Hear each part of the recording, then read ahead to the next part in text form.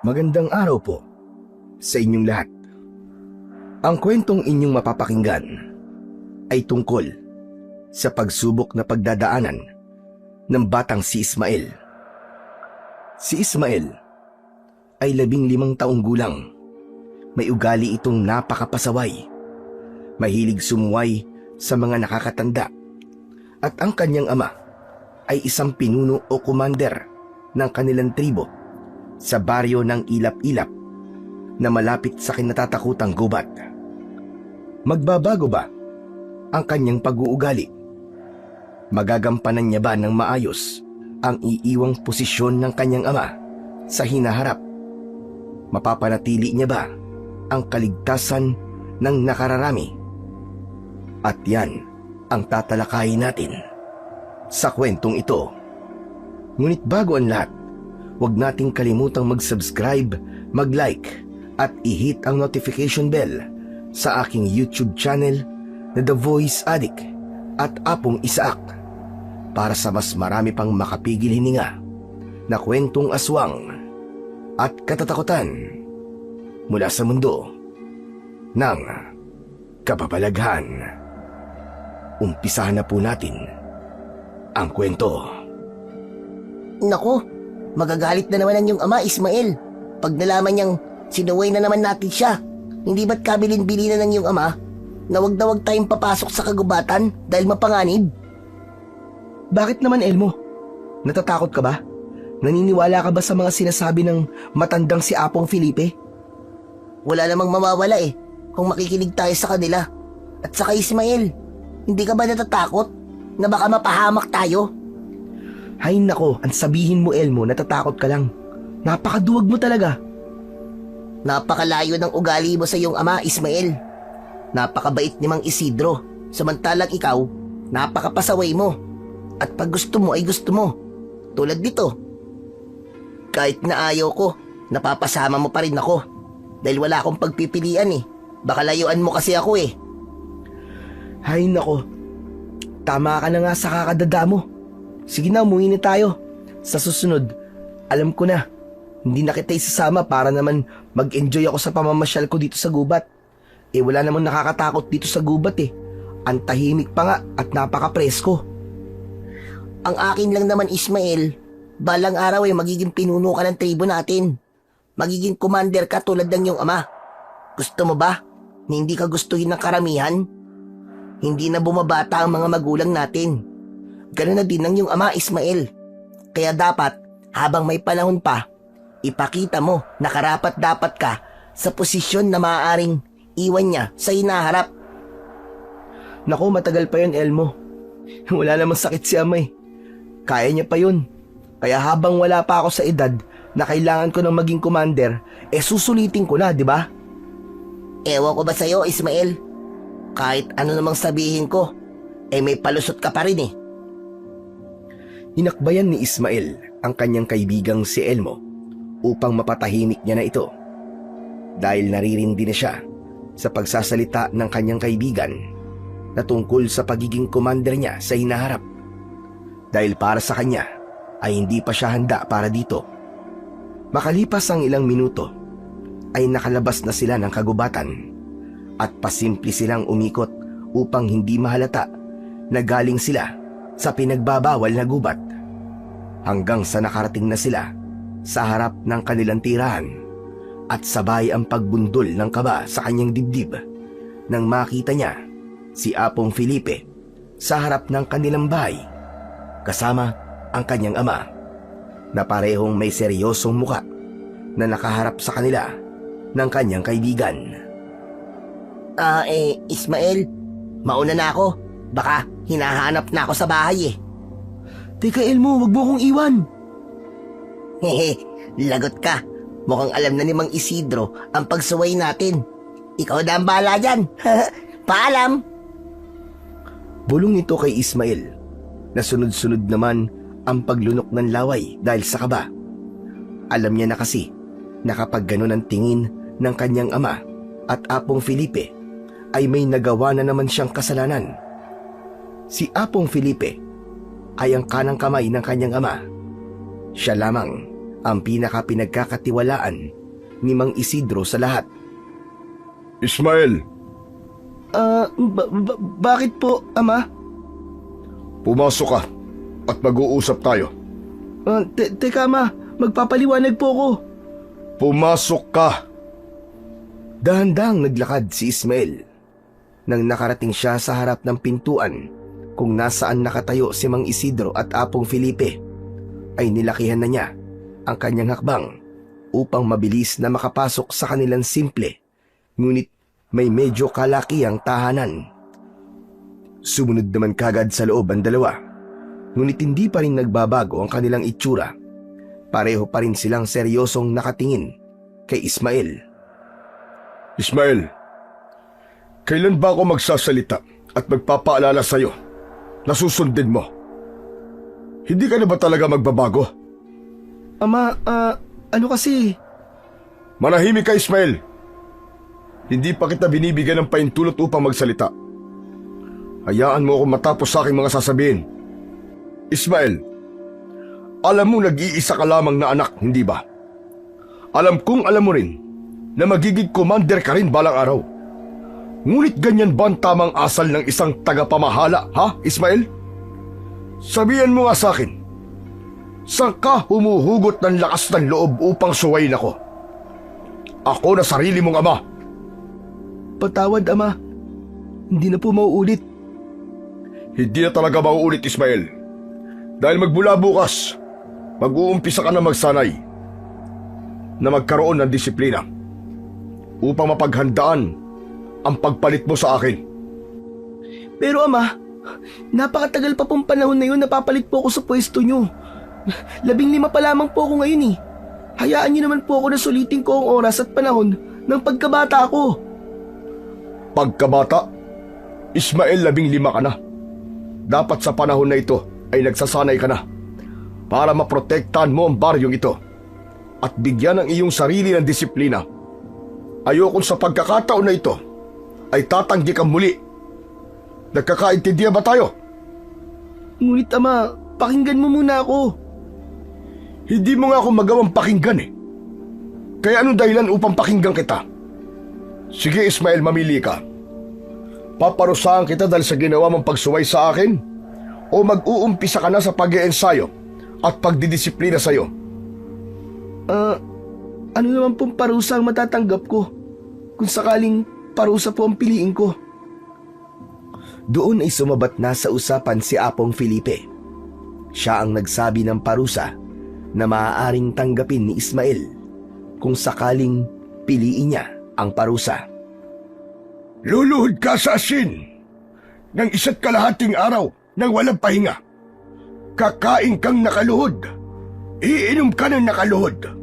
Sa madaling salita, kahit na ano pang bagay ang dapat mong gawin ay mananatili kang nakaluhod sa asin.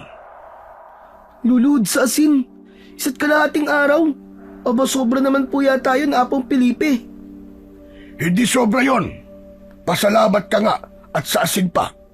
Dahil nung kabataan ng iyong ama, ang kanyang parusa ay higit na magpapahirap talaga sa'yo. Dahil nung kabataan niya, hindi sa asin siya pinaluhod ng kanyang lolo, kundi sa basag-basag na bote. Kung ayaw mo naman ng asin, ay maaaring katulad na lamang sa parusa ng iyong ama. Ano? Gusto ba ng ganon, Ismael? Magsasalita pa sana si Mang Isidro nang may isang taong kumatok sa kanilang pintuan. Tumayo naman si Mang Isidro upang tignan ang nasa labas. Pagbukas niya ng pinto, ay isang lalaki ang nakatayo doon. Binulungan siya nito at pagkatapos nun ay bumakas ang pagtataka at bahagyang pag-aalala sa kanyang muka. Dahil ipinatawag ito ng isang matandang babaylan sa kanilang baryo. Sa halip na siya ang pupuntahan, ay siya na ang ipinatawag dahil sa matanda na ang kanilang babaylan na si Lola Gloria. Dali-dali namang tumango si Mang Isidro sa lalaking bumulong sa kanya, sabay tawag kay Mang Felipe upang samahan siya nitong magpunta sa kubo ni Lola Gloria. Iniwanan naman ng isang mahigpit na pagbibilin si Ismael na hanggat hindi pa siya nakakapamili ng bagay na uunahin niya, ay bawal pa itong lumabas. Samantala, matapos lamang ang ilang minuto na paglalakad, ay narating na ni Mang Isidro ang kubo ng matandang babaylan. Pagbukas pa lamang ng pintuan ng kubo ni Lola Gloria, ay bumungad kagad sa kanila ang matandang nag-aalala at halata ang takot sa buong muka na may halong panginginig. Lola Gloria, ano pong atin at ipinatawag niyo po ko? Halatang napakahalaga ng inyong sasabihin dahil sa paraan ng inyong pagpapatawag. Tama ka, Commander. May nakita kong isang masamang pagitain. Ano po ito? Sabihin niyo na po sa akin, Lola Gloria. Nakita ko na babaha ng dugo sa baryong ito. May mga nilalangan lalabas sa gubat upang kumuha at pamatay ng mga tao. Nakita din kita. Nakita ko na masasawi ka. Gloria! Ano bang kalokohan ng mga pinagsasasabi mo? Apong Felipe, hayaan niyo po siyang matapos. Yun lamang ang nakita ko, Commander. Ang iba ay hindi na naging malinaw sa akin. Ngunit, paano mo nalaman ang mga bagay na ito, Gloria? Dahil sa panaginip, Felipe.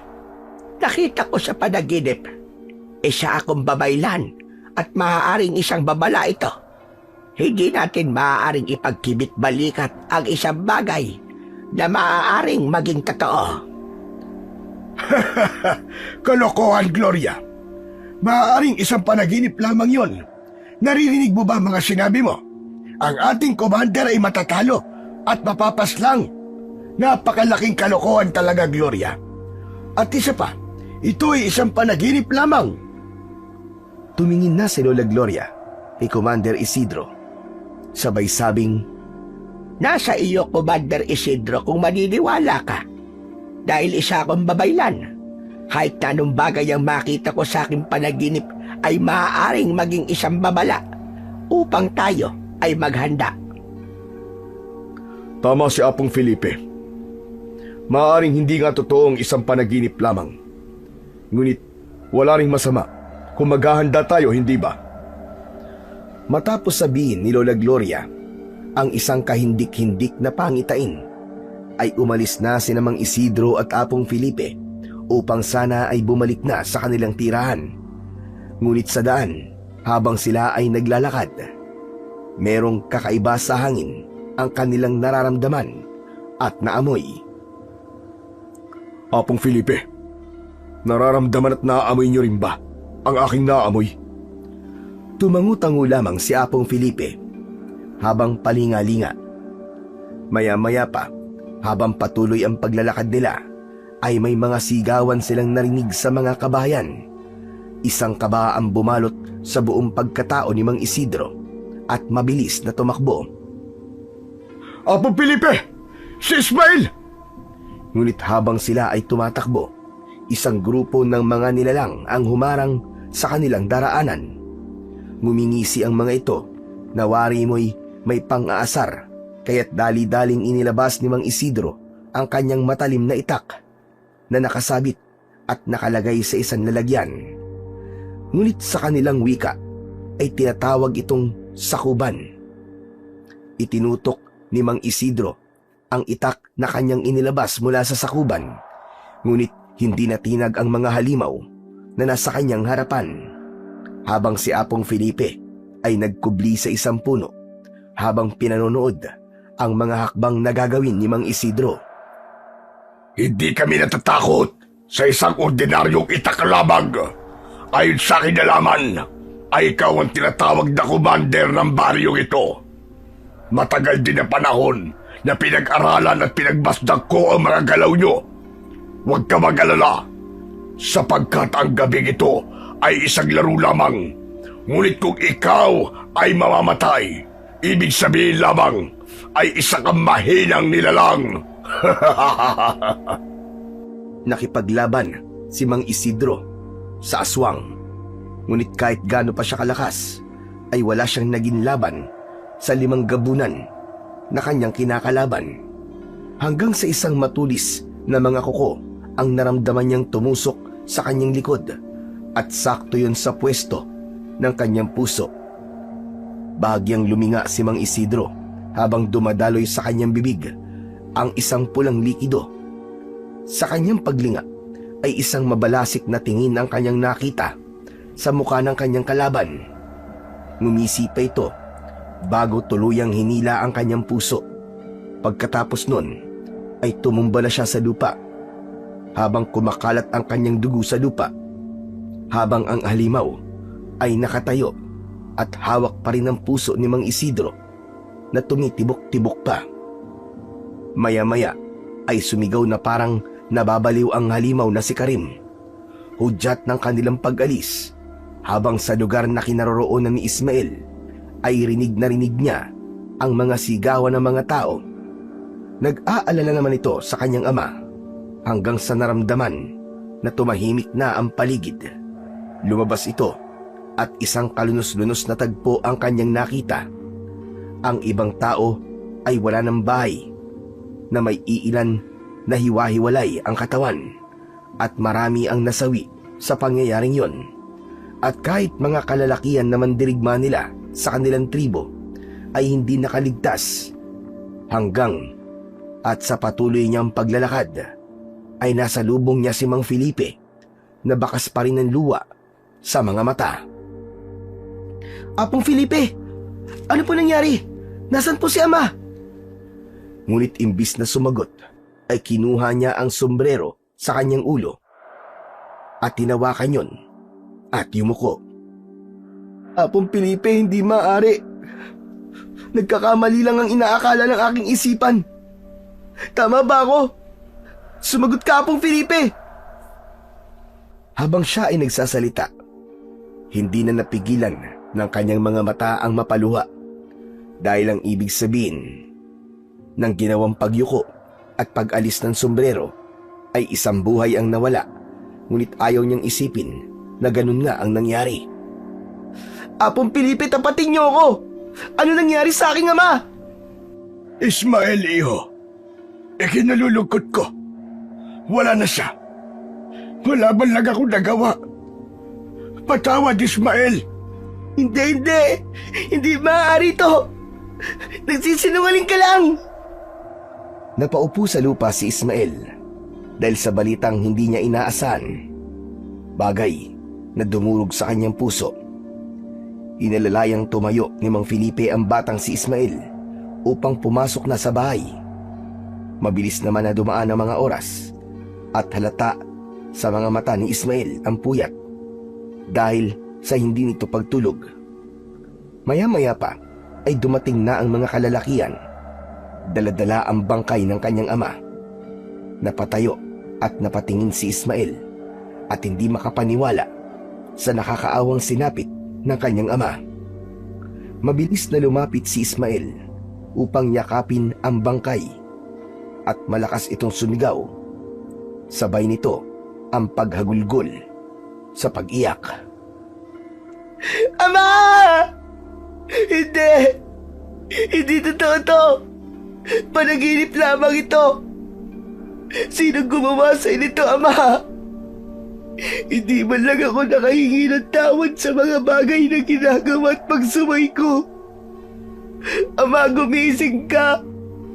At pangako magiging masunurin na ako. Hindi na kita bibiguin sa pagkakataon na to, Ama. Pakiusap. At pangako, Ama, hindi na ako magiging pasaway. Pakiusap lang, Ama. Gumising ka. Gumising ka. Tama na, Ismael. Ipapaayos na natin at ipapalibing na ang kanyang katawan. Kasabay nito ang paglipat sa iyo ng titulong iniwan ng iyong ama. Apong Felipe, hayaan niyo po umayakap muna ang aking ama kahit sa uling pagkakataon. Nakikiusap po ako sa inyo. Pinabayaan muna ni Apong Felipe at pinagbigyan ang hiling ni Ismael upang kahit sa huling pagkakataon ay mayakap niya ito. Matapos ang ilang oras ay hinanda na ang paglilibingan ng katawan ng kanyang ama at ng iba pang bangkay na walang awang pinagpapapaslang ng mga halimaw na nagtatago sa dilim. Matapos ng paglibing, ay ipinatawag ni Apong Felipe ang lahat ng tao upang magpulong sa gagawing paglilipat ng katungkulan na iniwan ng kanyang ama. Subalit marami sa mga tao ang hindi nagustuhan ang seremonya ng paglilipat dahil isang 15 anyos lamang ang hahawak ng isang mabigat na katungkulan. At isa na doon ang kaibigan niyang si Elmo. Siya? Ikaw ang hahawak? Ikaw ang magiging commander? Samantalang ang iyong ama ay walang nagawa sa mga halimaw na pumatay sa maraming tao. At isa na doon ang aking ama at ina. Ikaw na walang alam kung hindi sumuway sa mga utos. Kung walang nagawa ang iyong ama, mas lalong wala ka magagawa. Nang dahil sa kapabayaan ng iyong ama, marami ang namatay. Ngayon, saan ako pupunta? Paano kaming mga naiwang pamilya na naulila din sa pagkamatay ng aming mahal sa buhay? Hindi naman nagustuhan ni Ismael ang mga bagay na sinabi ng kanyang kaibigan at bumalot ang galit at kalungkutan sa kanyang muka. Tumahimik ka, Elmo! Wala kang karapatan na pagsalitaan ng ganyan si Ismael. Tama siya, Apong Felipe. Oo, tama ka. Masasabi nating walang nagawa ang aking ama. Ngunit alam kong hindi niya ginusto ang mga nangyaring yon. Alam kong ginawa na ni ama ang lahat. At ang masasabi ko lamang, Elmo, hindi lamang ikaw ang nawala ng mga magulang. Nag-iisa na lamang si ama sa aking buhay. At dahil sa mga demonyong aswang na yun, ay nawala din siya. Matapos yun, ay akma na sana silang aalis. Ngunit tinawag ni Lola Gloria ang batang si Ismael upang kausapin, habang ang matanda naman ay nakatayo at inaalalayan ng isang lalaking mag-aaral ng babaylan. Gusto kitang makausap, Ismael. Ngunit ang gusto ko ay tayong dalawa lamang. Napakahalaga nito, bata. Kaya't sana'y paanyayahan mo ang aking pag-imbita sa aking kubo. Gusto ko tayong dalawa lamang ang mag-uusap. Opo, Lola Gloria. Pagkatapos po ng tanghalian, ay susunod po ako sa inyo. Sige, aasahan ko yan, Ismael. Naglakad na nga si Apong Felipe at Ismael. Habang naglalakad ito, ay nabanggit ni Apong Felipe ang mga pangitain na nakita ni Lola Gloria sa kanyang panaginip. Nasabi nito na nakita ni Lola Gloria ang mga mangyayari sa kanyang ama, kaya't madiin na hinawakan ni Ismael ang kanyang damit. Kung ganun po, Apong Felipe, mauuna na ako sa inyo. Gusto kong malaman ng lahat ng paraan upang mabigyan ng hustisya ang lahat ng mga taong pinatay. Kasama na doon ang aking ama. Tumangutango na lamang si Apong Felipe habang malalaking hakbang ang ginawa naman sa paglalakad ni Ismael upang mabilis na makarating sa kubo kung saan nakatira ang matandang babaylan. At habang naglalakad ito, ay nasulubong niya ang kanyang kaibigan na si Elmo, ngunit hindi man lang siya nilingon nito, kaya't nagpatuloy na lamang siya sa paglalakad. Matapos ang ilang minuto, nakarating na siya sa kubo ng matandang babaylan. Binuksan niya ang pinto at halatang alam na ng matanda na darating siya kahit wala pa sa oras na pinag-usapan. Kaya't inihampay ng matanda ang kanyang kamay, isang tahimik na salita na pinauupo siya nito. Ismael, butit nagpunta ka na ngayon. Nais kong sabihin sa'yo ang bagong pangitain ko. Pero sana ay maniwala ka na darating ng pagpula ng langit na bilog na buwan ay babaha ng dugo sa ating baryo dahil sa pag-atake ng mga aswang na gabunan. Ano pong ibig niyo sabihin, Lola Gloria? Kailangan mong talunin ang mga halimaw na nagkukubli sa kadiliman upang maiwasan natin ang dilubyo na sila mismo ang gagawa. Ano naman po mga gabunan? Ang mga gabunan ay isang uri ng matataas na aswang na may anyong demonyong lupa.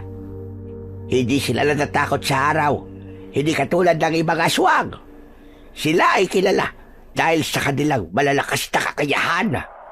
Hindi sila natatakot sa isang ordinaryong itak o patalim. Kung ganun po, paano ko po sila lalabanan?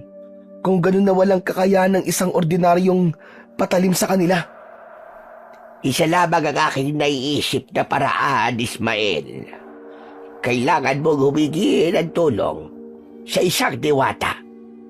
Diwata po? Paano ko naman gagawin yun? At saka, totoo po ba sila? Sa tagal kong nabuhay sa mundo, Ismael, iba't ibang klase ng diwata na rin ang aking nakilala. Maaari kang humingi ng tulong sa diwatang si Apollaki. Kailangan mong hingin ang kanyang basbas upang pagdating ng panahon na hahanapin mo na ang grupo ng mga gabunan ay may lakas at tapang ka. Si Apollaki ay isang diwata na tagapagtanggol ng mga pinuno. Ang sino mang makakuha ng kanyang basbas ay magiging malakas na hindi mahihigitan ng sino paman at magkakaroon ng isang tapang na kailanman ay hindi matatalo ng takot. Kung gusto mo siyang makausap at mahingi ang kanyang basbas, maaari mo siyang tawagin sa kagubatan gamit ang isang dasal. Ngunit isang babala lang sa iyo. Ang pagtawag mo sa diwatang si Apollaki ay isang mapanganib na gawain, sapagkat lahat ng nilalang na nagtatago sa dilim ay maaaring marinig ang iyong dasal. At dahil alam nila na mapupuksa sila na kapangyarihan na ibibigay sa iyo ni Apollaki, ay gagawin nila ang lahat upang maudlot ang ritual o dasal na iyong gagawin. Ang ibig niyo po bang sabihin, Lola Gloria, kailangan ko pong pumasok sa pinagbabawal na gubat upang tawagin siya at hingin ang kanyang basbas? Tama ang iyong tinuran, Ismael. Ngunit para sa iyong kaligtasan, may ibibigay ako sa iyo. Itong sibat na ito na maaaring makatulong sa iyo sa paggawa ng isang ritual. Ngunit bago yon, maaari mong gamitin ang aking puting libro. Diyan mo makikita ang gagamitin mong ritual upang mabilis niyang marinig ang iyong pagtawag. Kung ganun, Lola Gloria, hindi ko nasasayangin ng mga oras. Kailangan ko na pong mahingi ang kanyang basbas. Ngunit maaari mo lamang siyang makausap o matawag sa kalagitnaan ng gabi. Kung ganun ho, mamayang gabi din gagawin ko na po ang ritual. Hindi ko po hahayaan ng sino man ang makapigil sa aking gagawin. Maaari yun, Ismael. Kahit ikaw ay lumakad na, umuwi at magpahinga. Paghandaan mo na ang lahat. Salamat po, Lola Gloria. Dahil doon, ay umalis at umuwi na si Ismael upang maghanda sa kanyang mga gagawin. Pagdating sa bahay, ay naabutan niya si Apong Felipe na nakaupo at may hawak na isang kahon. Nang makita niya si Ismael, ay tumayo ito para salubungin ang batang commander. Butit nandito ka na. May gusto kong ibigay sa iyo. Gusto kong ibigay sa iyo ang bagay na ito upang makabawi man lang ako sa aking kasalanan na hindi ko man lang nagawan tulungan ng iyong ama. Kaya tanggapin mo ang bagay na ito.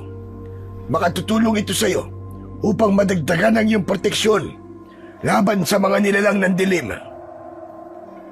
Wala kang kasalanan, Apong Felipe. Ginawa mo lamang ang nasa palagay mo ay tama. Dahil kung tinulungan mo si ama ng gabing yun, maaaring isa ka rin sa aming inilibing. Kaya't huwag niyo na pong isipin yun. Tatanggapin ko na rin po ito. Dahil kung totoo ang bagay na sinabi niyo na makakatulong sa akin to, malugod ko po itong tatanggapin. Ramdam ko magtatagumpay ka kung ano man ang iyong plano. Nasa sa iyong kamay na ang hustisya para sa mga taong pumanay ng dahil sa mga halimaw. Gusto kong malaman kung ano pala ang pinag-usapan nyo ni Tandang Gloria. Tungkol po sa kanyang bagong pangitay na Apong Felipe. Binigyan rin po niya ako ng gabay upang lalo pang palakasin ang aking puwersa. Sa darating na digmaan ay hindi ako hihingi ng tulong sa mga kalalakihan. Ayoko pong madagdagan pa ang mga taong mapapahamak. Gagawin ko po ito ng ako lang mag-isa. At malakas ang loob ko. Nakakayanin ko po ang lahat. Kung ganun, Ismael, wala akong karapatan para pigilan ng iyong mga gustong mangyari. Ngunit sigurado ka ba? Nakakayanin mo? Napakalakas nila. Hindi sila ordinaryong nilalang lang. Itsura pa lang nila ay nakakakilabot na. Kaya't nakakasigurado ka ba? Nakakayanin mo? Sigurado po ako nakakayanin ko. Malakas ang loob ko. Dahil alam kong walang sino man ang makakatalo sa liwanag. At kahit kailan, walang kadiliman ang siyang magwawagi. Kaya't sa pagsapit pa lang ng gabi, ay naghanda na si Ismael upang pumasok sa ipinagbabawal na gubat upang gawin na ang ritual. At habang naglalakad siya sa kagubatan, hindi niya napansin ang pagsunod ni Elmo. Hindi niya rin naramdaman ang pagsunod nito sapagkat malaki ang pag-iingat nito upang hindi siya mapansin. Habang sa kabilang dako naman, ay malaki ang saya ng pinuno ng mga gabunan dahil maaari niya ng pagharian ng baryong sinalakay nila. Dahil ang alam niya ay wala ng pinuno. Dahil napaslang niya na.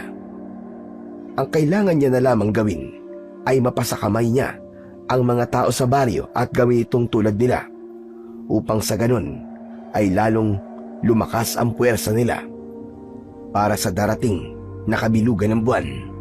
Dahil pagkatapos ng baryong yun, sa ibang baryo naman sila sasalakay.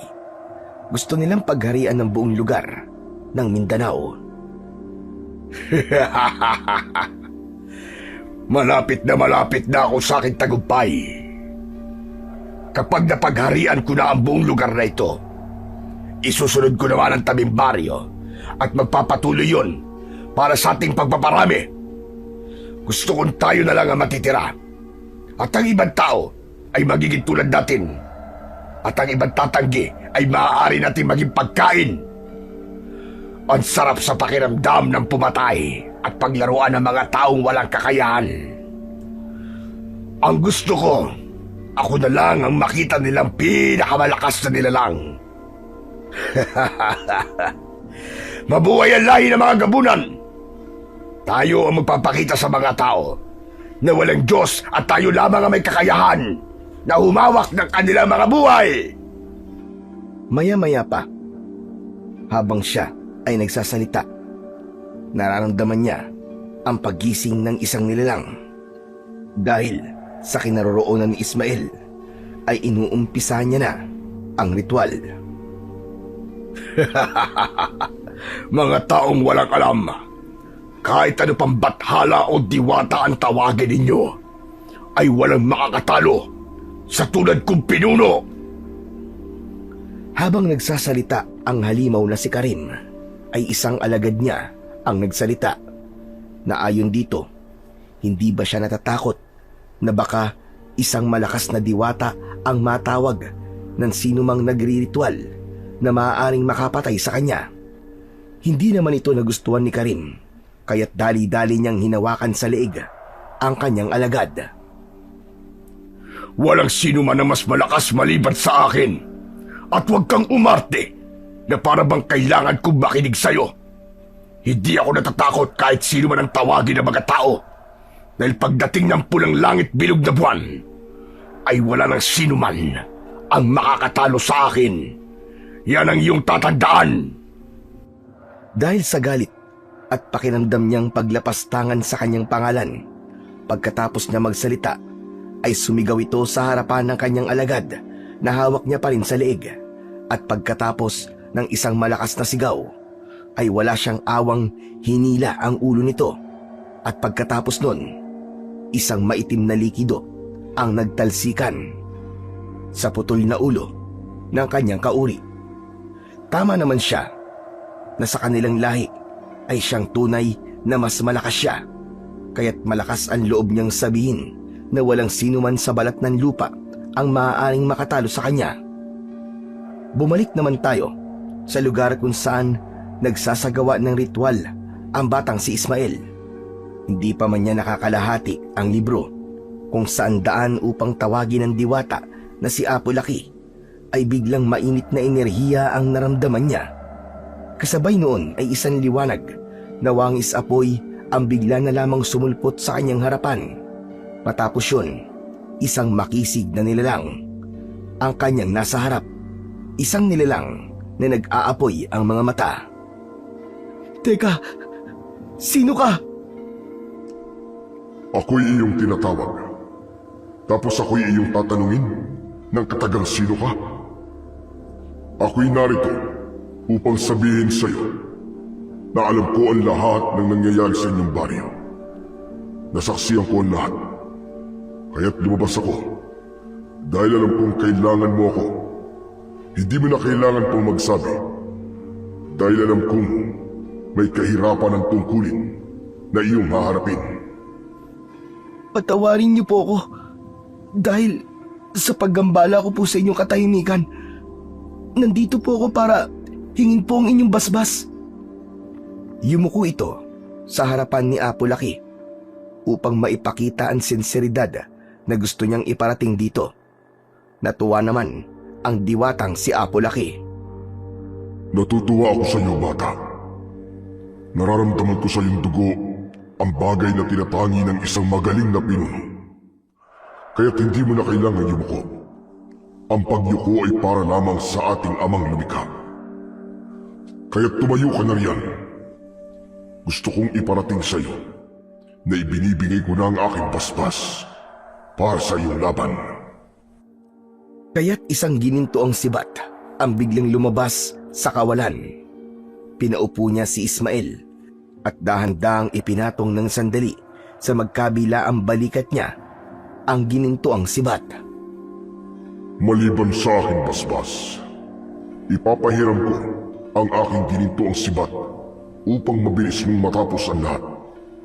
Pagdating sa iyong laban, makakaramdam ka ng isang kakaibang lakas, lalo na kapag ang gininto ang sibat na yan ay pagkakatiwalaan mo. Magpapaalam na ako, kaya't gusto kong sabihin sa iyo na alam kong magtatagumpay ka. Kunin at tawakan mo ang sibat na ito. Nasa palad mo ang kaligtasan ng iyong nasasakupan, Commander Ismael. Matapos niyang mahawakan ng gininto ang sibat, ay bigla na lang naglaho ang diwatang si Apo Laki. At habang hawak niya ang gininto ang sibat, isang di maipaliwanag na pakiramdam ang bumalot sa kanyang buong pagkatao. Naramdaman niya ang paggaan, tapang at lakas na dumadaloy sa bawat pwesto ng kanyang ugat. Kaya't tumayo na ito at akma na sanang maglalakad pa sa labas ng gubat nang may naramdaman siyang bagay na para bang pinagmamasdan lamang siya. Nakita naman yun ni Elmo, maliban sa kausap ni Ismael ang hangin, sapagkat ang humihingi lamang ng basbas at karapat-dapat ang siyang makakakita sa tunay na anyo ng diwatang si Apo Laki. Kaya't akala ni Elmo ay nababaliw na ang kanyang kaibigan habang siya ay nagkukubli pa rin, at hindi niya namalayan ang kanyang kaibigan na wala na sa lugar kung saan siya nagsasalita at kumakausap ng hangin. Kaya't sa muli niyang pagtingin sa kinaroroonan ng kanyang kaibigan, nakita niya na para itong paniki na nakasabit sa kanyang harapan habang nakatingin na pabaligtad sa kanya. Kaya't napasigaw ng malakas ang batang si Elmo. Ikaw umamin ka nga sa akin, Elmo. Kanina mo pa ako sinusundan at pinagmamasdan. Naku, hindi karating ko lang. Tsaka wala akong nakita na kahit na ano. Wala talaga, maniwala ka. Huwag ka magsinungaling sa akin, Elmo. Sa pagsasalita mo pa lang, ay halata ko na sa'yo na nagsisinungaling ka. Bumaba na sa puno kung saan ay nakasabit ito at lumakad palayo, ngunit hinabol naman siya ni Elmo at sinabayan ito sa paglalakad. Alam kong napagsalitaan kita ng hindi maganda nun. Kaya sana, bigyan mo ako ng pagkakataon, Ismael, na maayos ang ating pagkakaibigan. Seryoso ako sa paghingi ko ng tawad, Ismael. Patawarin mo na ako sa mga ikinilos at mga nasabi ko sa'yo. Hindi naman kita masisisi, Elmo. Nawalan ka rin na magulang. Di naman ako galit eh. Bagya lang ako nagtampo. Dahil hindi mo ako pinansin nung araw na gusto kitang kausapin. Pero Elmo, nangangako ako, kahit kapalit pa ang buhay ko, nangangako ako sa'yo na bibigyan ko ng hustisya ang lahat ng mga namatay. Ganun na rin ang pagkamatay ng aking ama, na pinatay ng walang pusong halimaw na gabunan na yon. Kaya't sisiguraduhin ko na pagdating ng aming pagharap, ako magwawagi. Pangahawakan kong pangako mo, Ismael. Aasahan kong mabibigyan mo sila ng hustisya. Tumayo ng tuwid si Elmo at bahagyang nagbigay galang kay Ismael, sabay sabing, "Commander Ismael." Sabay yakap nito sa kanyang kaibigang nakangiti at halatang ninanamnam nila ang sandaling yon. At isang nilalang ang biglang pumalakpak na nasa kanilang harapan, tumatawa ng nakakaloko. Grabe! Nakakatuwa naman kayo. Nakakatunaw kayo ng puso. Akala nyo ay matatalo lamang ako ng isang tulad mo?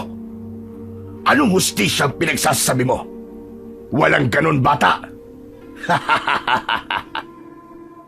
Napahawak sa sibat si Ismael nang makita niya ang isang nakakatakot na nilalang sa kanyang harapan. Ikaw na demonyo ka! Subukan mong lumapit at sisiguraduhin kong mapapatay kita! Uy!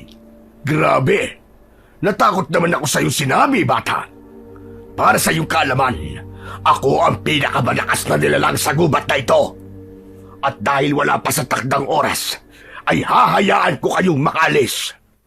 Pero bago yun, may napansin ako sa iyong itsura. Tila kamukha mo ang isa sa mga taong napaslang ko nang gabing sumalakay kami. Hayop ka! Hayop ka! Labanan mo ko!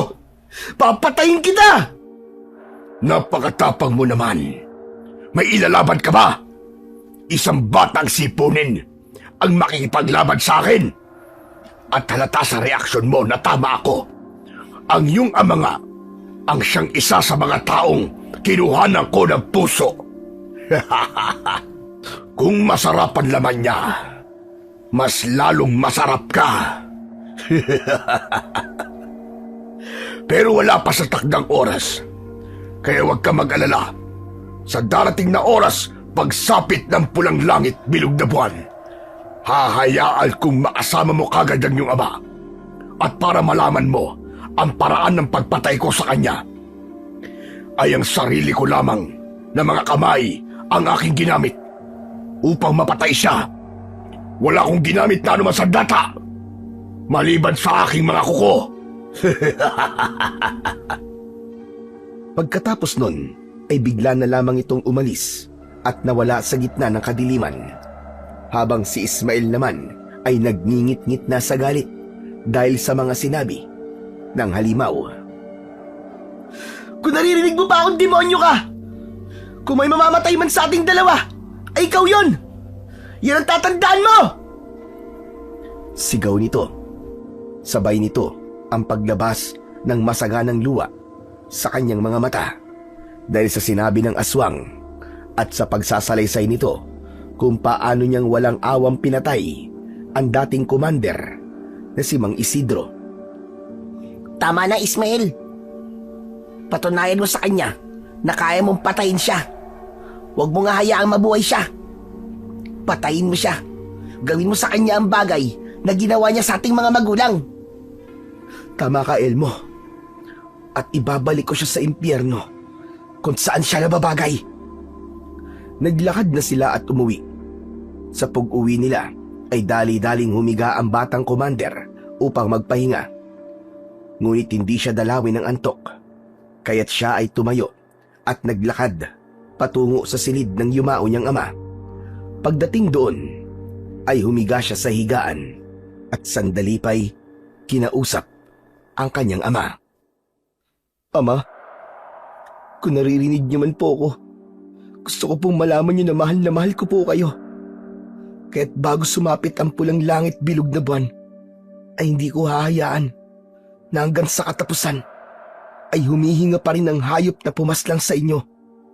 Nangangako po ako, Ama, na gagawin ko ang lahat upang mapanatili ang kaligtasan ng mga tao.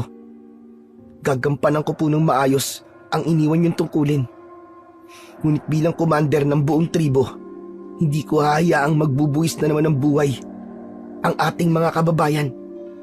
Sa darating na laban, ay ako na lamang po ang mag-isang lalaban sa kanila.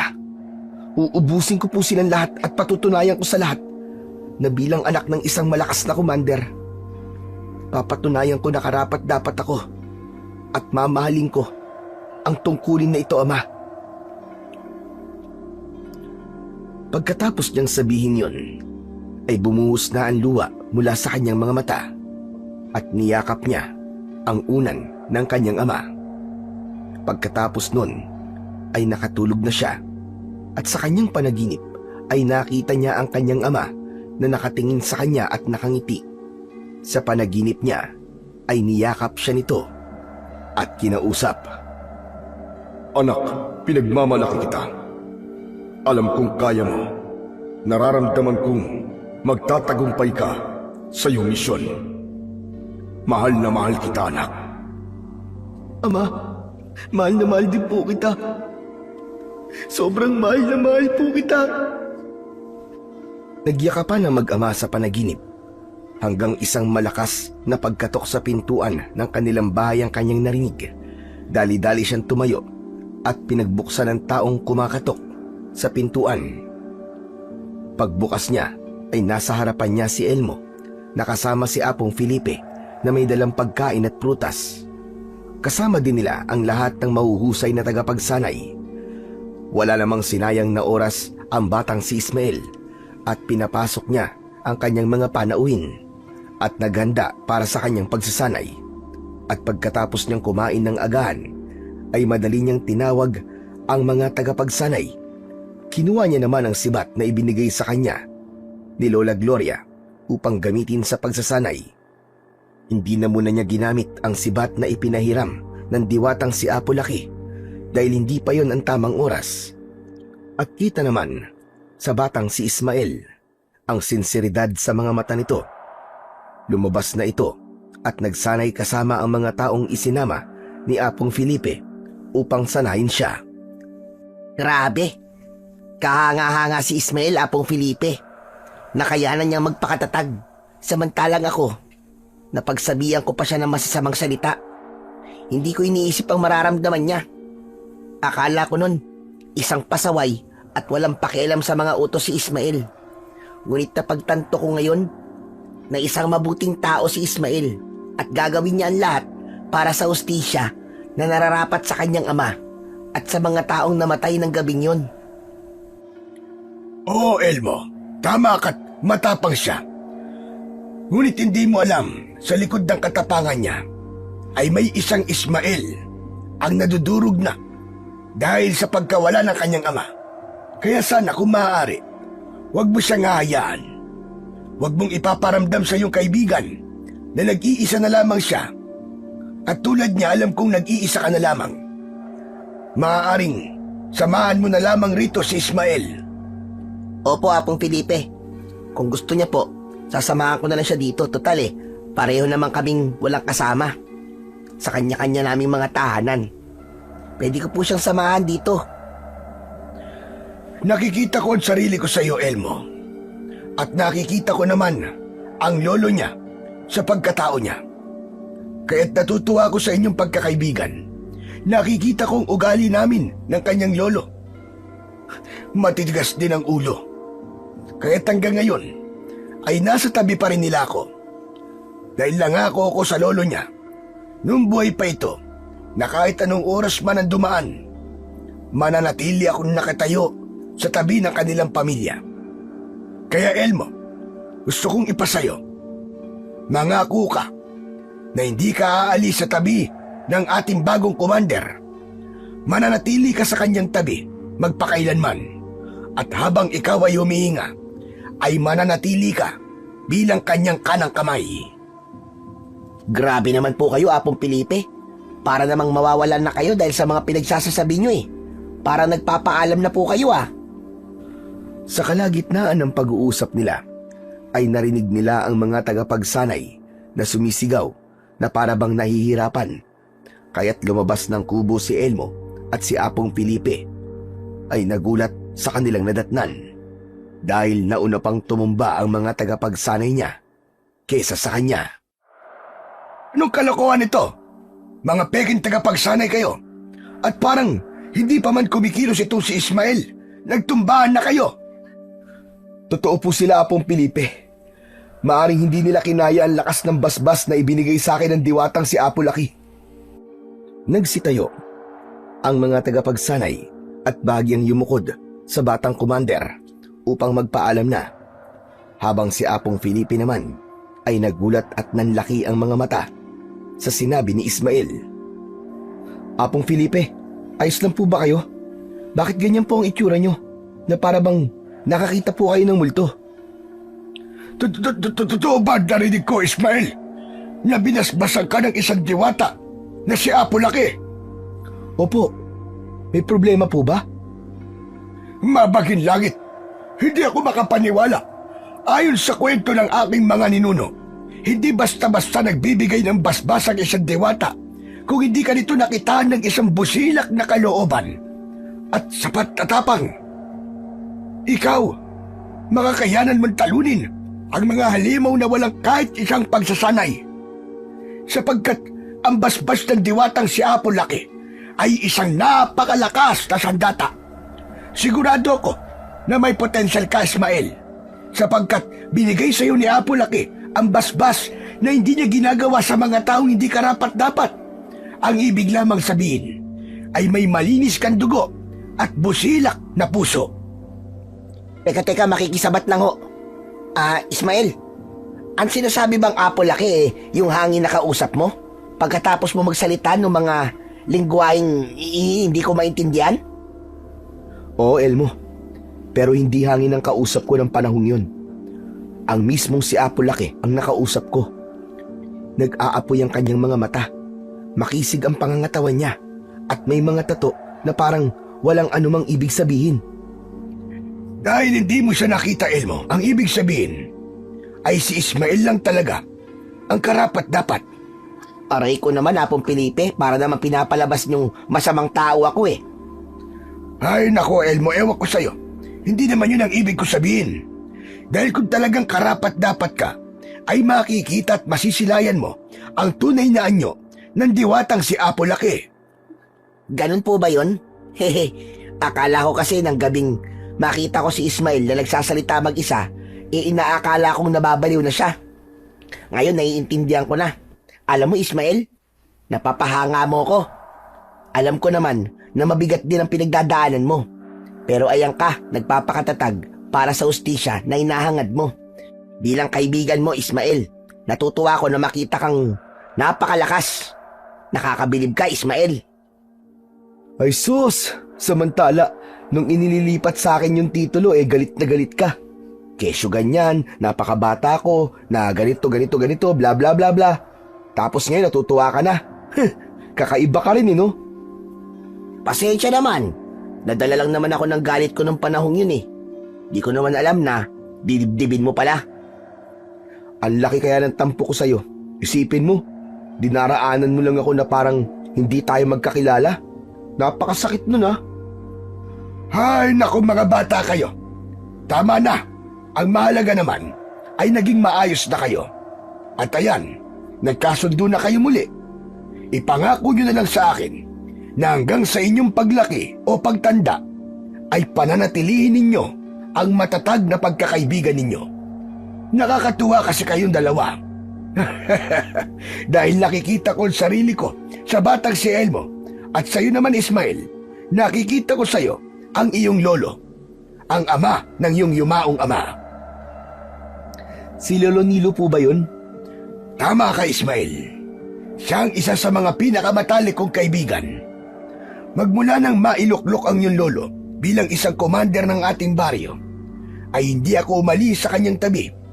At dahil sa kanya, ay nabubuhay pa rin ako. Matagal na panahon na may ibang tribo ang gustong kunin sa atin ang baryong ito. Nakipaglaban kami at hindi nagpatalo. Ngunit nang malaman namin na hindi ordinaryong tibo ang mga mananakop na yon, ay natakot kami. Ngunit hinarap namin ang takot. Ngunit sa katigasan ng aming mga ulo, ay napaslang siya. Ako dapat ang mamamatay nun kung hindi niya hinarang ang mga kamay na kukuha sa aking puso. At siya namatay. Napatay namin ang pinuno ng mga halimaw na tribo na yon. At natalo sila. Ngunit kapalit naman nun ay ang buhay ng iyong lolo. Kaya't ang iyong ama ang isinunod sa titulo. At ngayon ay ikaw naman. Ngunit dahil sa kaduwagan ko, ay nawala siya. Apong Felipe, hindi ko naman po kayo sinisisi.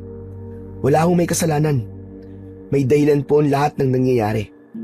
Tulad po ng mga sinabi sa akin ni Elmo, may dahilan din po ang lahat ng yon. Aba Ismael, bakit naman ako nasali dyan? Nananahimik ako dito eh. Napakasensitibo naman. Nagbibigay lang naman ako ng halimbawa eh. Tama na nga yan mga bata. Ang tanong lamang Ismael, ano ang magiging plano mo?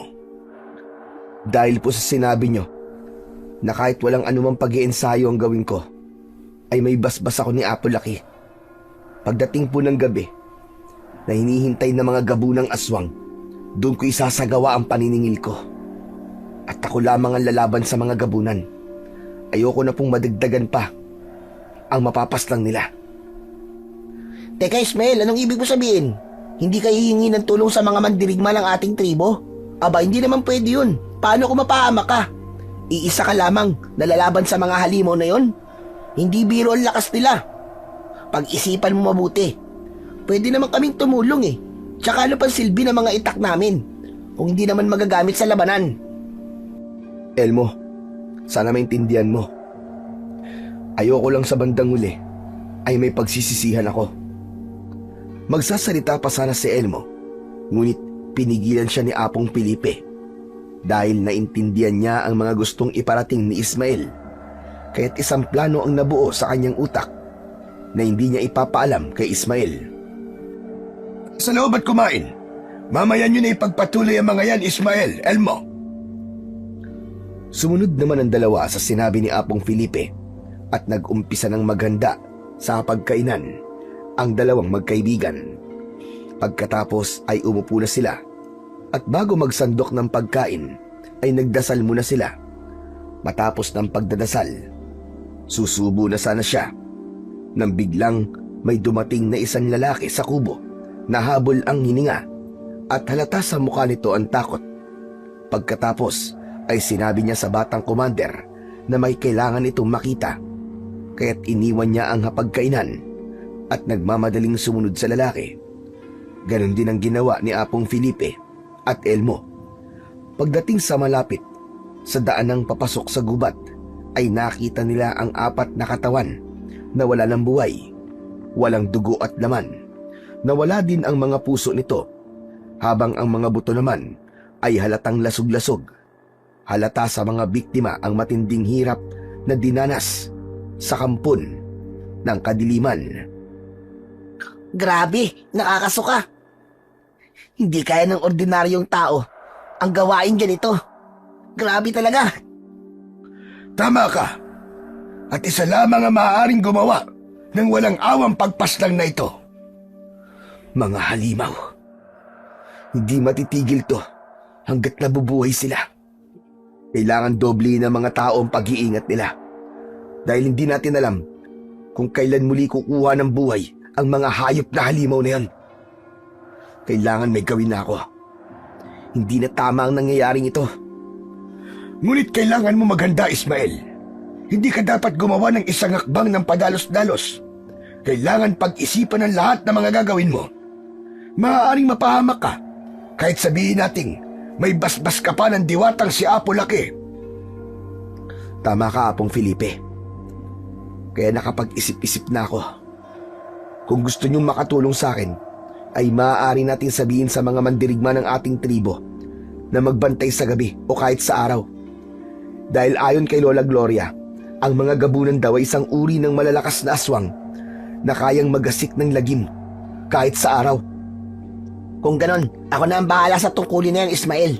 Ipaparating ko sa mga kalalakihan ang ibig mong mangyari. Hindi na kailangan, Elmo. Ako na mismo ang haharap sa mga tao. Sabihan niyo na lamang ang mga tao na gusto ko silang dumalo sa pagpupulong bukas. Ayoko na masundan pa ang mga taong ito. Ayoko na sa susunod na gabi o araw ay madadagdagan pa ang bilang ng mga taong walang awang pinagpapaslang. Sige, Pards. Ako nang bahala. Lalakad na ako upang maparating na sa mga tao ang nais mo. Nang makaalis na si Elmo, ay ipinag-utos ni Ismael na ilibing ng maayos ang mga taong natagpuang walang buhay. Ipinabalot niya ang mga ito sa mga tela at pagkatapos ay ipinalibing na niya ang mga ito malapit sa ibang taong inililibing nung nakaraang araw.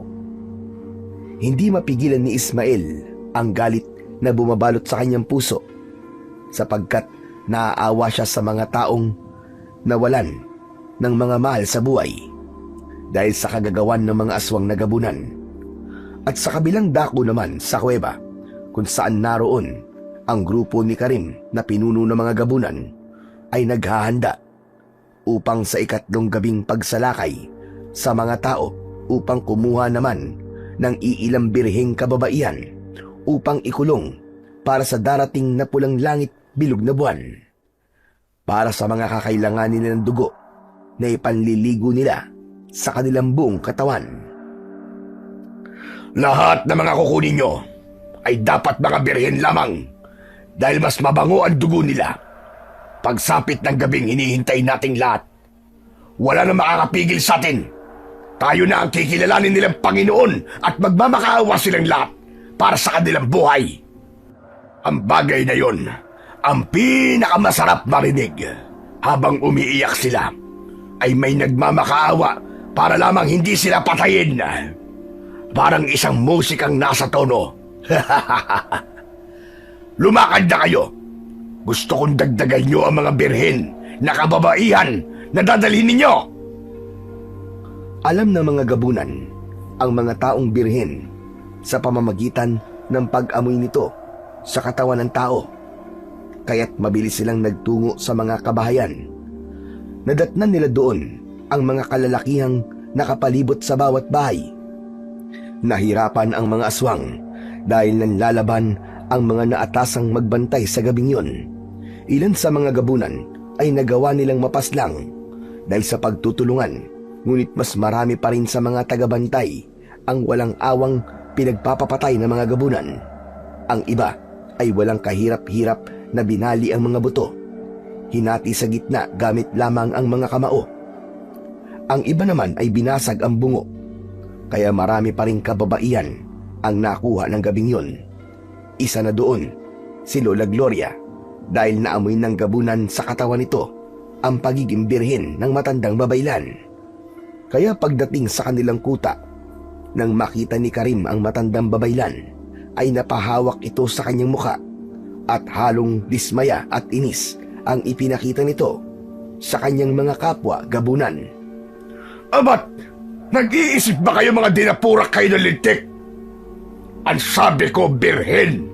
Bakit may matanda dyan? Mukha bang birhen sa inyo yan? Nagsalita naman ang matandang babaylan dahil sa narinig niya na pinag-uusapan siya ng mga ito.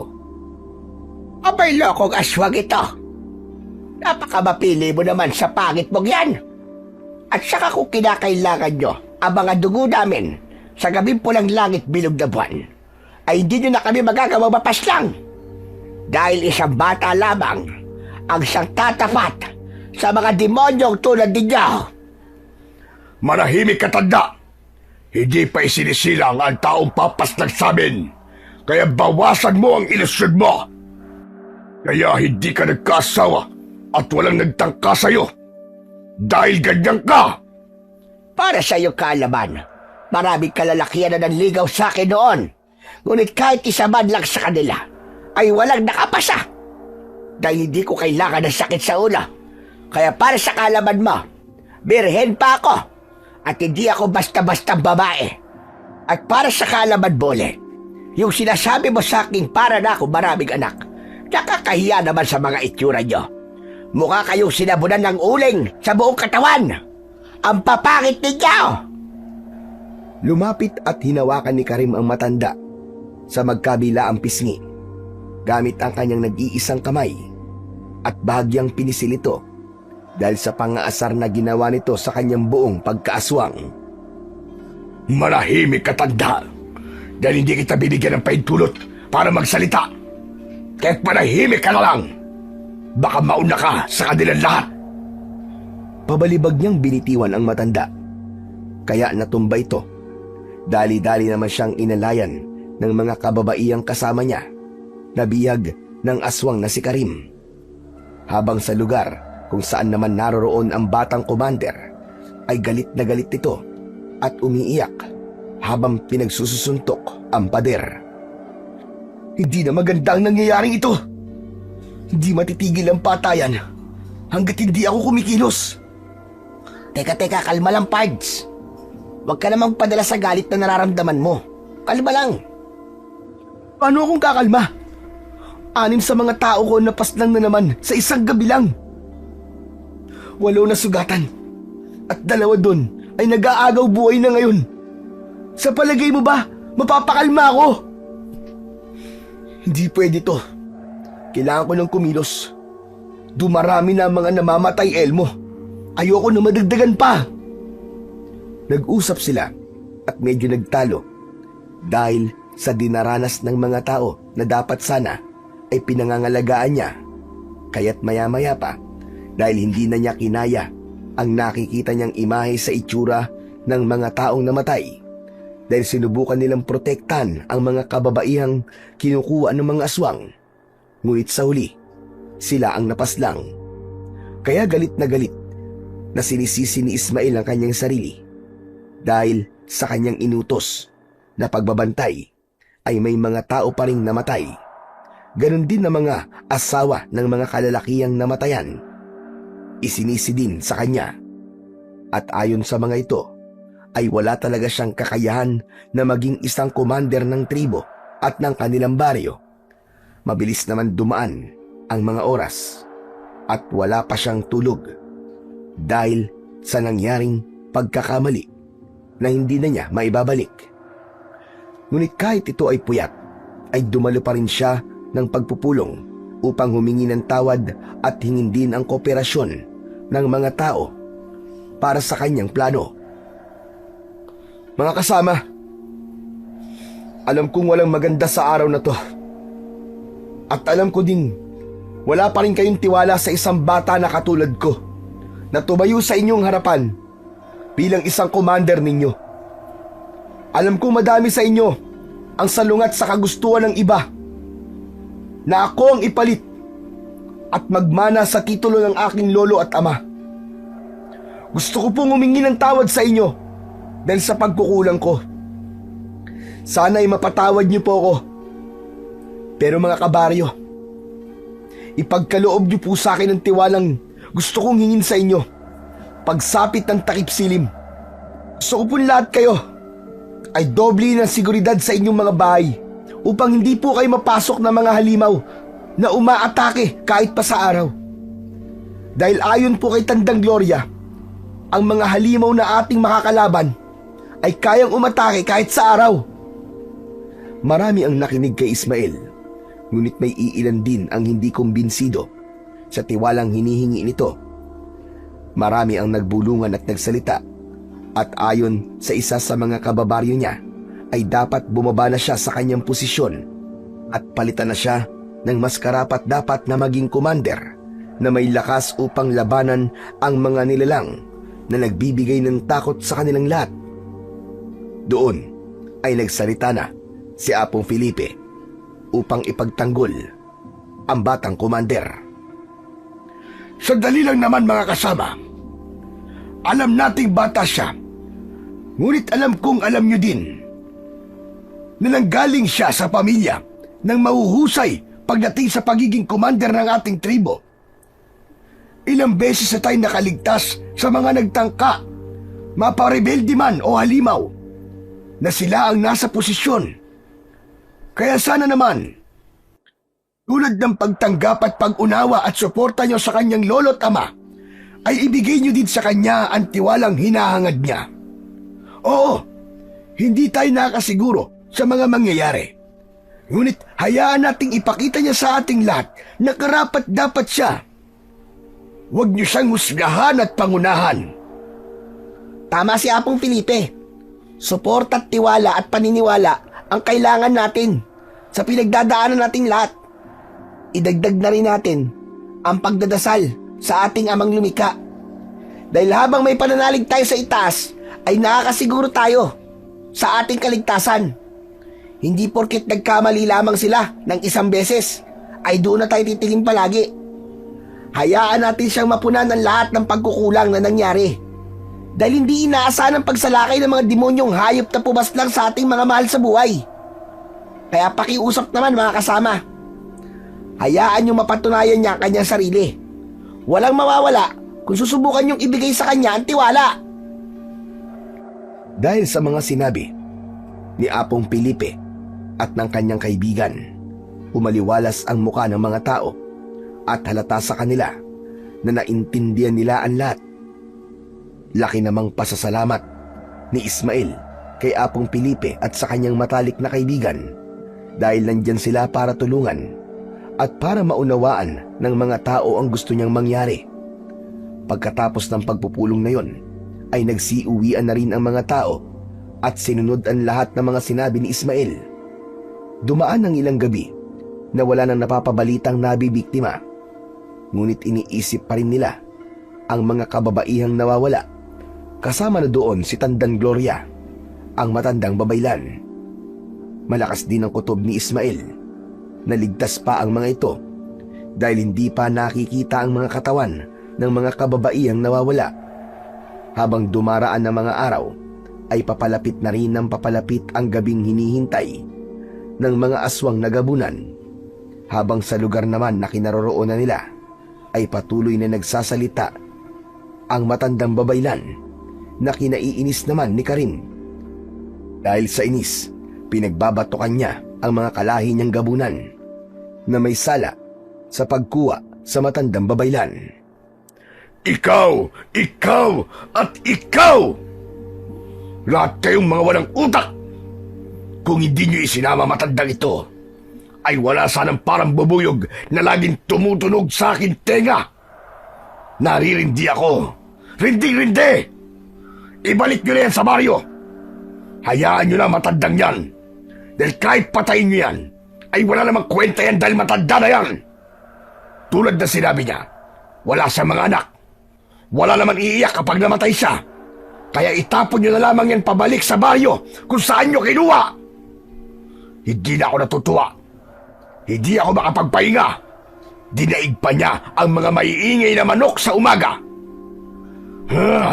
Madali kayo! Ilabas niyo na ang matandang yan sa kuwebang ito! Ibalik niyo na sa baryo! Ngunit lingid sa kaalaman ni Karim, ay nasa plano ng matandang babaylan ang inisensya at umaayon naman ang lahat sa kanyang plano dahil ang planong yun ay isa sa mga pinag-usapan nila ng mga kababaihan na kasama niya na biniyag ng aswang na si Karim. Inilabas na siya ng gubat at itinapon uli sa baryo. Pagdating nila doon ay nakita ng mga tao ang ginawang pagtapon ng mga gabunan sa matandang babaylan. Kaya pagkaalis pa lamang ng mga gabunan ay dali-dali na nilang ipinatawag ang batang commander at ang matandang si Apong Felipe. Habang naglalakad ang dalawa, ay hindi nila maiwasan ang hindi maiyak dahil akala nila ay isa na rin si Tandang Gloria sa mga biktima at pinaslang. Ngunit pagdating nila doon ay naabutan nila ang matanda na nakaupo at pinapainom ng tubig at pinapakain ng tinapay. Mabilis na lumapit ang batang si Ismael at yumakap sa matanda. Ganon din ang ginawa ng matandang si Apong Felipe. Teka nga, bakit ba nakikiyakap ka rin ha, Felipe? Napakamanyakis mo namang matanda ka. Aba, grabe naman ang matandang ito. Hindi ba pwedeng nag-aalala lamang ako sa'yo? Tinawag mo pa ako manyakis. May mamamanyak pa ba ako sa'yo? Aba, balay ko ba? Sa tanda kong ito nagawa mo pang pagdasaan ako. Hindi mangyayari yung Gloria. Hinding-hindi! Natawa naman ang batang nakikinig sa kanila. Maya-maya pa ay kinumusta na ng batang commander ang matandang babaylan. Lola Gloria, hindi ba nila kayo sinaktan? Kumusta po kayo? Mabuti lang ako. Sumakit lang ang katawan ko dahil sa paghagis nila sa akin. Aray ka! Ang balakang ko. Buti po't hindi nila kayo sinaktan at pinalik nila kayo rito. Dahil nagplano ako na mabuti, Ismael. Araw at gabi ay wala akong tigil sa pagsasalita. Ngunit isa lamang yon sa aking mga plano. Alam ko na ang kuta nila. At ang mga kababaihan na naroon ay alam ang aking mga plano. Ngunit nanganganib sila sa darating na pulang langit bilog na buwan. Dahil ang mga dugo nila ang gagamitin panligo ng mga hayop na yon. Kaya dapat maghanda ka na, Ismael. Ngayon pa lang ay dapat buo na ang loob mo. Halang bituka ng mga demonyong gabunan na yon. Swerte ko na lamang talaga dahil hindi nila ako pinatay at ibinalik lamang nila ako rito. Nakikiusap ako sa iyo, Ismael. Iligtas mo sila, ang mga bihag. Ubusin mo ang lahi ng mga gabunan. Opo, Lola Gloria. Uubusin ko po talaga silang lahat. Hindi ko hahayaan na may susunod pa sa mga taong walang awa nilang pinagpapapaslang. Tama na. Tama na ang kasamaan nila. Hindi ko hahayaan na madagdagan pa. Dahil sa oras na maningil ako, pati interes ay kukunin ko. Bahagya namang napangiti ang matandang babaylan dahil sa kanyang narinig. Dahil ramdam niya sa batang si Ismael ang bagong pag-asa. Isang pangitain ang nakita niya na mangyayari sa hinaharap at alam niyang kaya niya pang baguhin yon. Kaya't hindi niya sinabi sa bata ang mga bagay na nakita niya sa hinaharap. Mabuti pa po, sa bahay na po kayo tumuloy. Mas magiging ligtas po kayo doon. Naghihintay po sa atin doon si Elmo. Doon po siya nanirahan sa akin dahil pareho na po kami mag-isa. At kasama po namin siya sa mga pagpaplano. Ama si Ismael, Gloria. Sumama ka na sa kanilang bahay upang magabayan ka ng maayos. Sumama naman ang matandang babaylan para na rin masabi niya kay Ismael ang mga bagay na nalaman niya sa kuta ng mga aswang. Pag-uwi ay nadatnan nila si Elmo, nakakatapos pa lamang sa pagluluto. Oh, nandito na pala kayo. Teka, totoo ba ito nakikita ko? Si Lola Gloria ba talaga ang kasama ninyo? Tama ka, Elmo. Ako nga ito. Bakit parang nakakita ka naman ng bulto? Namiss mo bang makita ang pinakamagandang matanda na naninirahan sa ating baryo? Maganda ko, no? Che, manahimik ka. Sa tanda mong yan may nalalaman ka pang paganyan-ganyan. Ang mabuti pa, Gloria, ay maligo ka na at nagiging kaamoy mo na ang mga aswang na nakasama mo. Dahil sa sinabing yun ni Apong Felipe, ay binatukan siya ng matandang babaylan, kaya't nagtawanan ang magkaibigan. Alam niyo, Apong Felipe, Lola Gloria, may napansin po ako sa inyo. Ano naman yun, Ismael? Parang bagay po kayong dalawa Oo nga po. Para bang may nakikita kami sa inyo na hindi namin masabi? Basta ang masasabi na lang namin ay bagay talaga kayo. Mabangin langit. Ang mga batang ito hindi ko maintindihan. Diyos ka, ang babata niyo pa ang hihilig niyo sa ganyan. Pag kayong ganyan na, hindi nakakatuwa mga sinasabi niyo. Ay nako, makaligo na nga lang at parang masisiraan ako ng bait sa inyong mga bata kayo. Napangiti na lamang ang dalawa kay Apong Felipe at ninitian nila ito na para bang may ibig sabihin. Kaya tumalikod na rin ang matanda at bago pa ito umalis ay may sinabi pa ito, kaya todo na lang ang tawa ng dalawa. Napaka-arte ng matandang yun. Akala mo naman ay kagandahan. May itsura naman ako Ba't parang ayaw niya sa akin? Hay nako, makaalis na nga. Pag-alis ng matandang si Apong Felipe, ay umupo lamang ang magkaibigan at nagkwentuhan patungkol sa plano nilang pagtutulungan sa mga aswang na uubusin nila bago sumapit ang oras ng pulang langit bilog na buwan. Ismael, ano naman ang gagawin namin nun? Alangan naman na ikaw lang naman ang lalaban na mag-isa. Kahit naman nasa iyo ang ginintong sibat at basbas ng diwatang si Apo Laki, hindi naman dapat na ikaw lang ang mag-isang lumaban. Mauuna akong susugod. Kayo ang magiging backup ko kung sakali man. Susunod kayo pagtapos ng aking unang hakbang. Okay, masusunod po, Commander. Habang nag-uusap sila, ay hindi nila namalayan ang matandang babaylan na pinagmamasdan sila. Maya-maya pa ay nagsalita na ito. Nakakatuwa naman kayong pagmasdang magkaibigan. Mukha kayong magkapatid lamang. Ay, nako. Gusto ko lamang ipaalam na makakatulong ako sa paghahanap nyo sa lungga ng mga aswang, Ismael. Sasabihin ko na lamang sa inyo ang daan patungo roon. Makakaasa po kay Lola Gloria na ang direksyon na inyong babanggitin lamang ang daan na aking susundan. Kung ganon, makinig kayong mabuti. Nag-umpisa nang sabihin ng matandang babaylan ang direksyon ng daan patungo sa kuweba kung saan ay nanunuluyan ang mga aswang. Maya-maya pa, pagkatapos nilang mag-usap patungkol sa daraanan, ay sumingit na ang kaibigan niyang si Elmo na kumain na dahil ayon sa kanya ay gutom na siya. Tama, at kumain na tayo. Dahil kanina pa pinagmamasdan ni Elmo ang pagkain na nasa pagkainan. Hindi nga yata siya nakinig sa aking mga sinabi. Naku, Lola Gloria, nakinig naman po ako. Paano ba naman kasi? Nadagdagan na ng kwento mga sinasabi nyo, kaya't nainip na ako. Kumain na ho tayo. Akma na sanang kukuha ng piniritong karne ng manok na native ang kaibigan niyang si Elmo. Ngunit pinalo ng bagya ni Ismael ang kamay nito. Napakaatat mo talaga. Magdasal na muna tayo. Ikaw talaga napakatakaw mo kaya nakakalimutan mo ng magdasal Hindi no, hindi naman ako kukuha ng manok kasi alam ko magdadasal pa tayo Binubugaw ko lang naman yung langaw. Langaw. Gabi tapos langaw. Ikaw kaya bugawin ko. O siya. Sige po, Lola Gloria. Ako na pong bahala sa pagdadasal. Sa ngalan ng Ama, ng Anak, ng Espiritu Santo. Nag-umpisa na magbigkas ng dasal ang batang si Ismael, habang ang kaibigan niya naman ay nakapikit lamang ang isang mata at tinitignan si Ismael kung siya ba ay nakapikit din.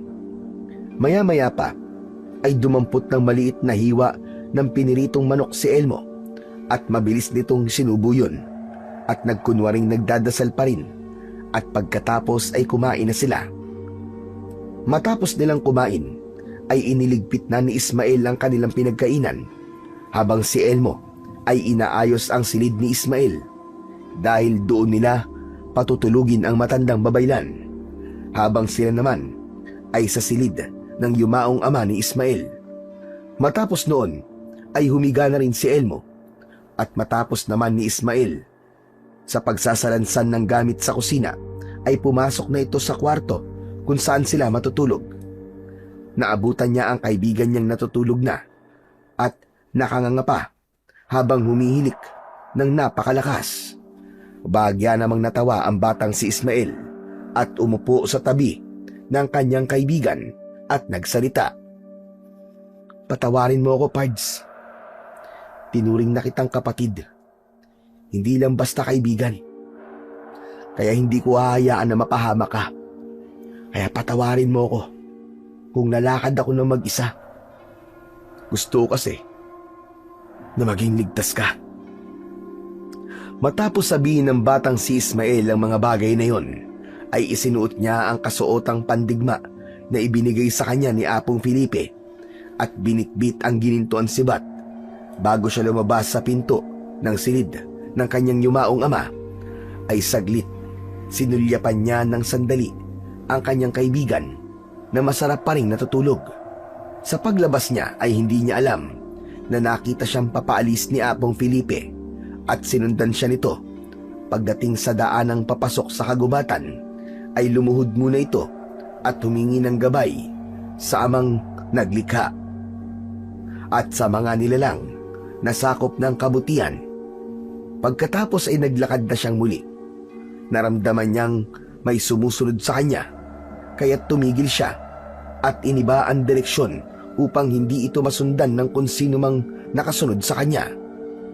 Pagkatapos niyang mailigaw, ay bumalik siya sa daang kanyang tatahakin.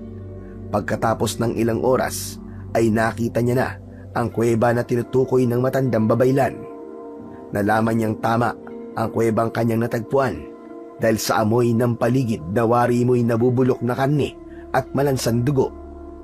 Kaya't sumigaw na ito upang palabasin na ang mga halimaw na nasa loob ng kuweba. Kayong mga halimaw kayo! Magsilabas kayo! Harapin niyo ako! At dahil sa pagsigaw niyang yun, ay isa-isang naglabasan ang mga aswang na gabunan habang nakangiti na para bang isang demonyo. Idagdag na rin ang mga nanlilisik nilang mga mata na halos pula na lamang ang nakikita. Sunod-sunod sila hanggang sa lumabas na rin ang pinuno nilang nakangiti rin ng nakakaloko. Aba, aba, aba! Tignan mo nga naman! Isang bata ang naglakas ng loob na pumarito at nagsasabing harapin siya. Kakaiba ka rin, bata. Kakaiba ang tapang na meron ka. Anong dahilan at naparito ka? Hindi ka na ba makapaghintay na makita mo na ang iyong ama? Nagkakamali kang hayop ka. Nandito ako para ipaalala sa'yo ang mga utang ninyo na lumampas na sa kanilang limitadong oras. Gusto kong ipaalala sa inyo na ang utang na lumampas na sa pinakasukdulan ay kailangan ng bayaran kasama ang interes. Nagpunta ka rito para manakot. Bata, huwag mong sayangin ang oras. Dapat ang ginagawa mo ay sinusulit mo ang bawat oras na nabubuhay ka pa. Magpakasaya ka lang! Dapat kayong gumawa ng mga demonyo kayo. At sasabihin ko lang sa'yo, diablong buang ka, na ang batang nasa harap nyo ngayon ang siyang tatapos sa maliligayang araw nyo. Huwag mo kaming maliitin, bata. Tama na ang pagpapatawa. Nakasuot ka pa ng ganyan. Akala mo ba, porke nagmukha ka mandirigma ay mandirigma ka na? Uhugin ka pa rin! Makikita natin kung sino sa atin ang uhugin. Sugod na! Nag-umpisa ng sumugod ang mga aswang na gabunan at hindi pa sila nakakalapit ay isang malapit na kontra-atake ang kanyang ginawa at bawat aswang na gabunan na kanyang nasugatan gamit ang kanyang sandatang ginintuang sibat ay agad silang nasusunog. Masyado niyo ako minamaliit! Mga walang bitaw! Inihampas niya sa hangin ang ginintuang sibat. Sabay nito ang pagliyab ng mga halimaw na hindi pa umaatake. Nanlaki naman ang mga mata ng pinuno ng mga halimaw na si Karim. Ilang sandali pa ay paunti-unti nababawasan ang mga halimaw. Ilan sa mga ito ay parang natatakot, ngunit dahil naririnig nila ang malakas na boses ni Karim na inuutusan sila na sumugod, ay wala na silang nagawa at umatake na rin. Mga damuho kayo! Ano bang ginagawa nyo, mga duwag? Sumugod kayo! Patayin nyo ang binatilyong yan! Habang abala sa pakikipaglaban ang batang commander, ay dahan-dahan itong nilapitan ng pinuno ng mga aswang.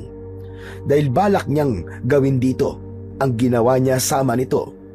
Ngunit akma pa lamang na isasaksak niya sa likuran nito ang matutulis na kuko, ay malakas na sumigaw si Apong Felipe.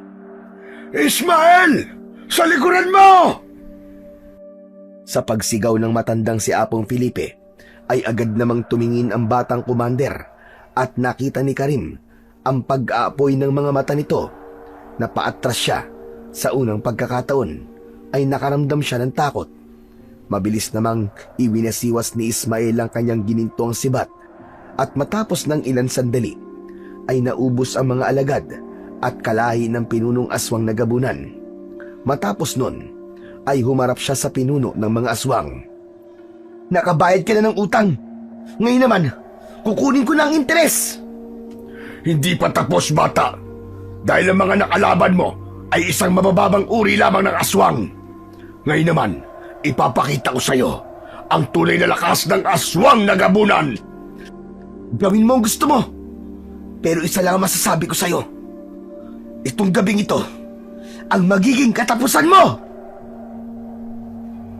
Pagkatapos sabihin yun ni Ismael, nagbago ang anyo ng pinunong si Karim at naging triple ang laki nito kumpara kanina.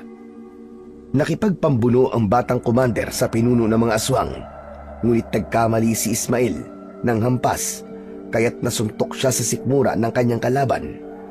Bumagsak siya sa lupa habang halata sa mukha nito ang sobrang sakit na pakiramdam.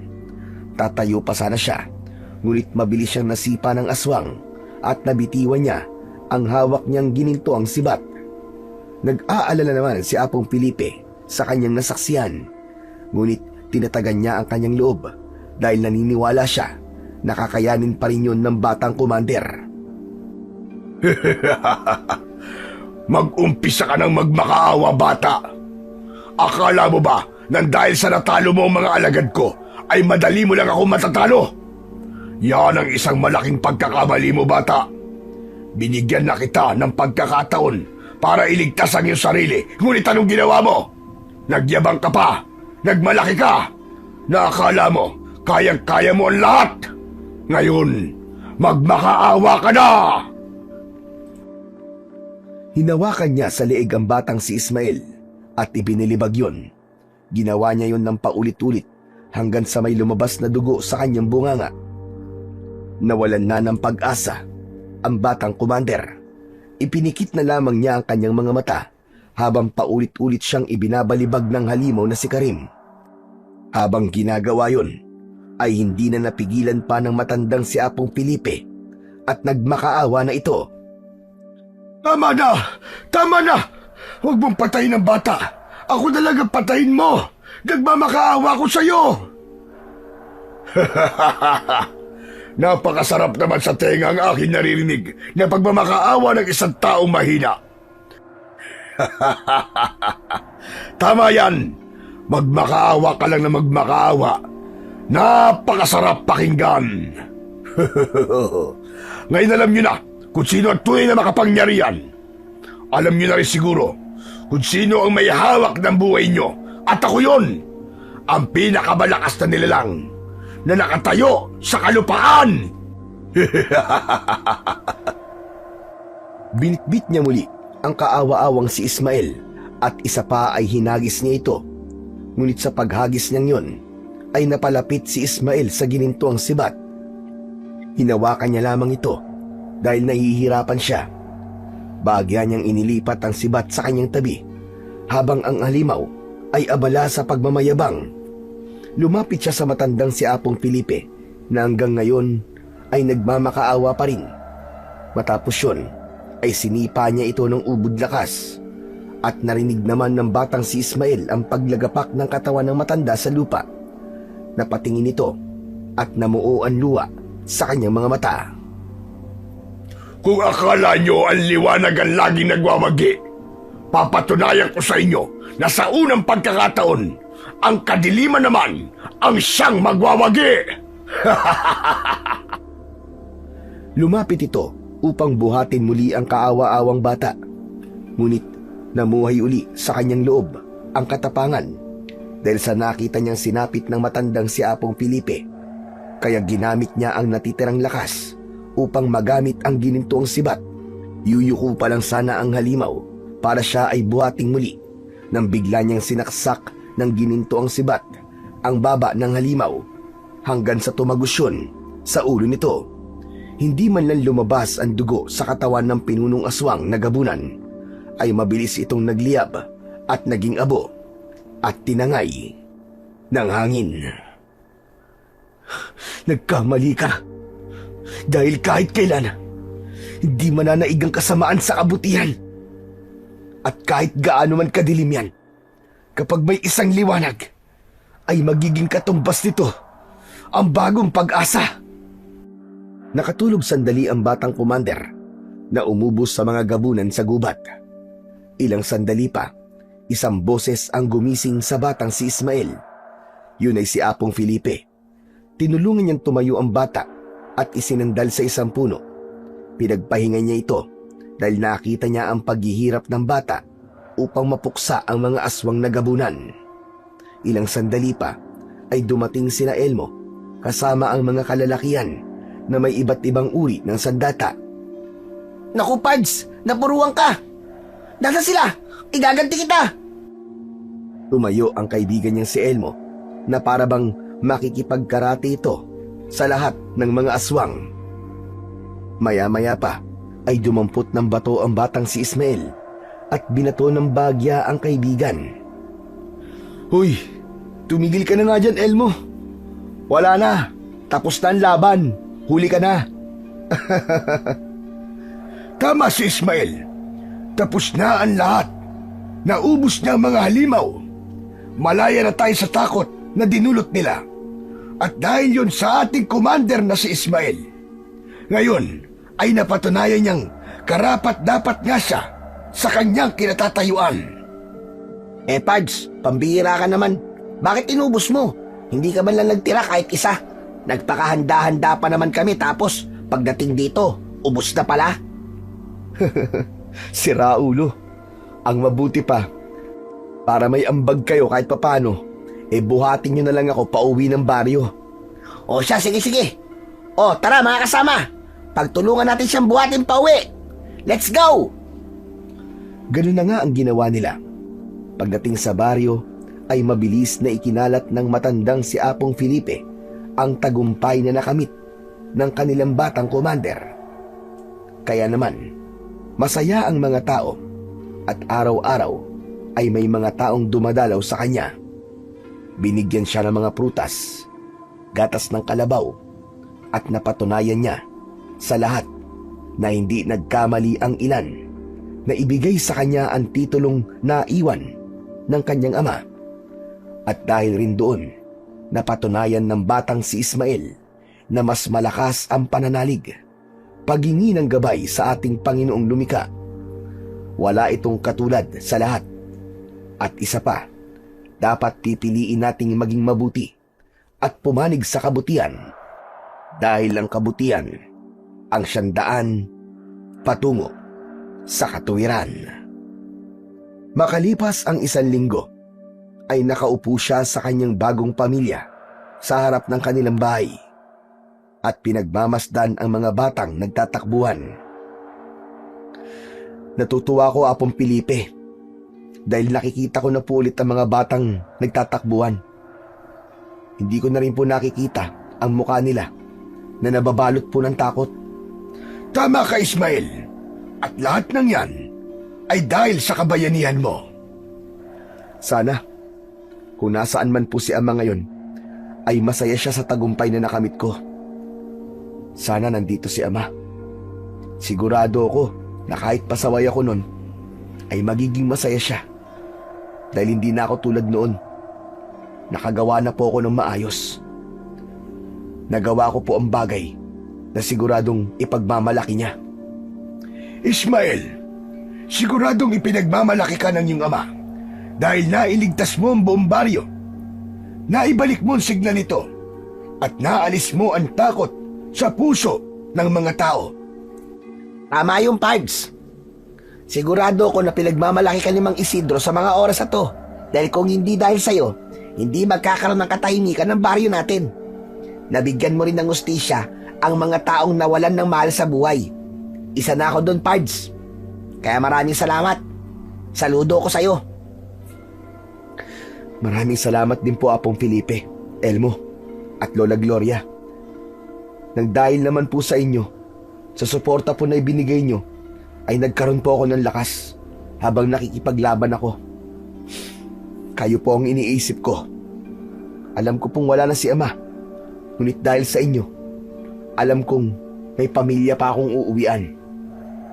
Ay nako Ismael, tama ka na nga sa drama. Tignan mo si Felipe.